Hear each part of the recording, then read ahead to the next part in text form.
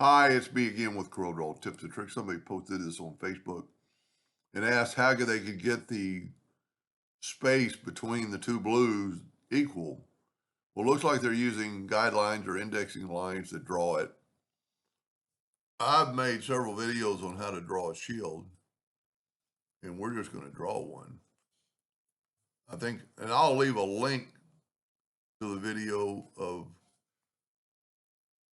I think there's three ways. Well, I've found three ways to do it. And you can, I didn't make a duplicate.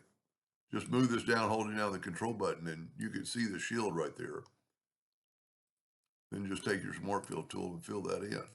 Now, you can change that, but theirs is a little, I don't know, abrupt. But I'm going to left click, right click. And if it's too wide, you can narrow it down or whatever you want to do. And then just to get that spacing, we're just going to go to Effects and Contour. And I hope it actually messes up. I'm going to contour the outside 2 times.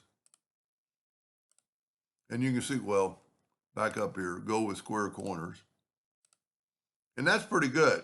But if that didn't work, sometimes you could go to the outside or to the inside and it might even be better, but that worked fine. And then I'm just gonna use their colors. I'm gonna use a Smart Fill tool.